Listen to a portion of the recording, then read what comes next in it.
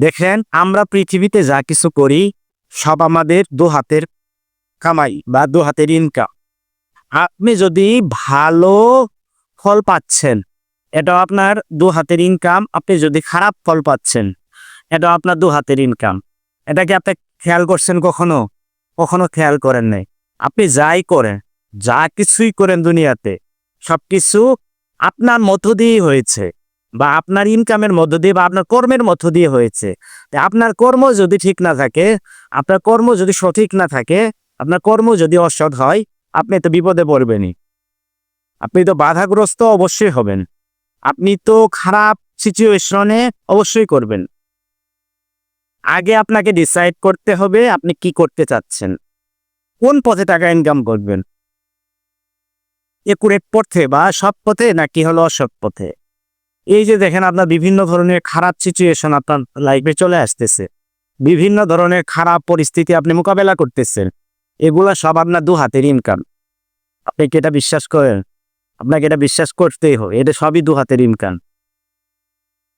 আপনাকে দুইভাবে চিন্তা করতে হবে, এক পজিটিভ, দ্বিতীয় নেগেটিভ। আপনি যদি নেগেটিভলি সবকিছু চিন্তা করেন, আপনি বিপদগ্রস্ত হবে। আর আপনি যদি পজিটিভলি থিঙ্কিং করেন বা পজিটিভলি চিন্তা করেন, আপনি সুপথে পতিত হবেন। আপনি যদি ঘুষ খান, আপনি যদি দুর্নীতি করেন, আপনি যদি খারাপ কাজে লিপ্ত থাকেন, এগুলা যে একটা ব্যাড ইফেক্ট আপনার লাইফে চলে আসবে, আপনার সন্তানের লাইফে চলে আসবে, আপনার ব্যক্তিগত লাইফে চলে আসবে, এটা তো আপনার জানা। আপনি এই কাজ কেন করলেন? যেটা হজম করতে পারবেন না, সেটা কেন করবেন? আপনাকে আয় বুঝে ব্যয় করতে হবে, হজম বুঝে খাবার গ্রহণ করতে হবে।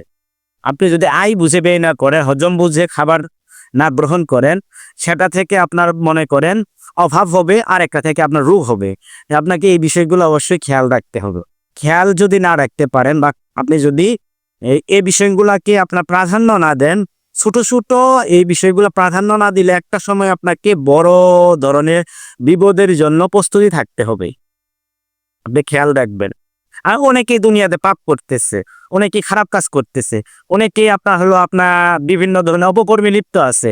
আপনি ভাবতেছেন যে তার কেন বিচার হচ্ছে না? আরে তার তো বিচার পরে হবে ভাই, তার বিচারের সময়সীমা আছে। আল্লাহ তাকে ছেড়ে দিচ্ছে, আল্লাহ কিন্তু ছাড় দেয় না, এটা মনে রাখবেন। আল্লাহ আপনাকে ছেড়ে দিবে, কিন্তু আপনাকে কখনো ছাড় দিবে না। এই বিষয়টা আপনাকে খেয়াল রাখতে হবে। আপনি যদি এই বিষয়টা খেয়াল রাখেন যে দিন শেষে আপনাকে জবাবদিহিতা করতে হবে, জীবনের শেষ মুহূর্তে পর্যন্ত আপনাকে যে কর্মই করবেন সেই কর্ম থেকে আপনাকে জবাব দিতে হবে, সেই কর্ম থেকে আপনাকে একটা জবাবদিহিতার আওতায় আসতে হবে। দেন আপনার কাছ থেকে কখনো খারাপ কাজ হবে না। যেই কাজটাই করেন বা যাই করেন, সেই কাজটা সঠিক পথে করার চেষ্টা করবেন, সৎ পথে করার চেষ্টা করবেন। দিন শেষে আপনি ভালো থাকবেন, সবকিছুই ভালোভাবে চলবে। আদারওয়াইজ বিপদে পতিত হবেন। তো ধন্যবাদ সবাইকে, ধন্যবাদ ভিডিওটি দেখার জন্য।